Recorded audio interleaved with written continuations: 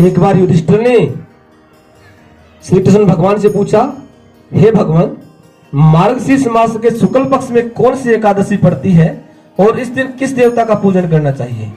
भगवान श्री हरि कहते हैं, हे राजन, जो मार्गशीर्ष मास के शुक्ल पक्ष में एकादशी पड़ती है उसका नाम मोक्षा एकादशी है, जिसके श्रवण मात्र से वाजपेयी यज्ञ का फल प्राप्त होता है। यह सब पापों का दमन करने वाली है। इस दिन तुलसी की मंजरी से भगवान दामोदर की पूजा करनी चाहिए और भगवान कहते हैं कि मेरी प्रसन्नता के लिए दिन में व्रत करें, रात्रि में जागरण करें। इसके प्रभाव से पापवश भी अगर किसी के पितर नीच योनि में जाकर गिर जाते हैं तो इस एकादशी के पुण्य फल को उन्हें देने से मोक्ष प्राप्त हो जाता है। भगवान बताते हैं, पूर्वजनों की बात है, चंपक नगर में एक वैखानस नामक राजा रहता था और उसने रात्रि में सोपन में अपने पितरों को नीच योनि में पड़े हुए देखा और नीच योनि में पड़े होने के कारण उसे अपने ऊपर बड़ा अफसोस हुआ कि मेरा पुत्र होने से कोई फायदा नहीं है, क्योंकि पुत्र वही कहलाता है जो अपने पूर्वजों को पू नामक नरक से उतार दे, वही पुत्र कहलाता है।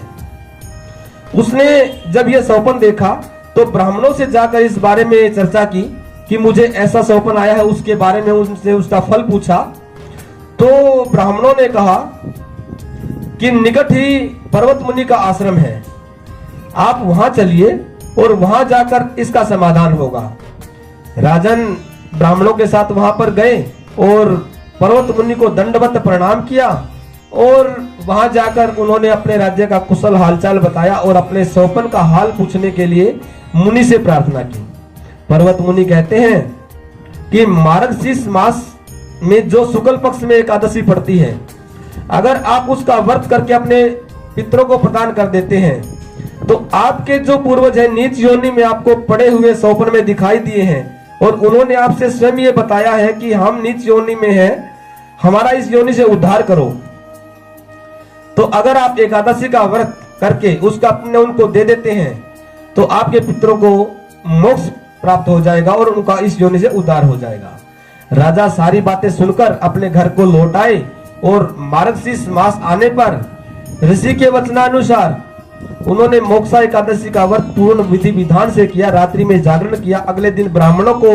भोजन कराकर उस व्रत का पालन किया और उसका व्रत सारा अपने पितरों सहित अपने पिता को अर्पण कर दिया। जैसे ही उसने उन्हें अर्पण किया तो वैखानस के पिता पितरों सहित नरक से छुटकारा पा गए और आकाश में प्रत्यक्ष आकर उन्होंने दर्शन दिया और वो कहने लगे कि बेटा तुम्हारा कल्याण हो, और यह कहकर वो स्वर्ग में चले गए। राजन जो इस प्रकार कल्याण में इस मोक्षा एकादशी का व्रत करता है उसके सभी पाप नष्ट हो जाते हैं और मरने के बाद वह स्वयं भी मोक्ष प्राप्त करता है। यह एकादशी जो है ये चिंतामणि के समान है जो समस्त कामनाओं को पूर्ण करने वाली है और इस महात्म्य को सुनने से वाजपेयी यज्ञ का फल प्राप्त होता है। इसलिए आप सभी इस एकादशी को करें और इसका महात्म्य सुने ताकि हम सबको हमारे पितर भी मोक्ष योनि में प्राप्त करें और मरने के बाद हमें भी मोक्ष प्राप्त हो। जय जय श्री राधे। जय जय हर हर महादेव। आगे भी महाराज जी के श्रीमुख से कथा प्रसंगों एवं विशेष उपाय को जानने के लिए महाराज जी के YouTube चैनल को लाइक, सब्सक्राइब और शेयर करें और बेल आइकन अवश्य दबाएं।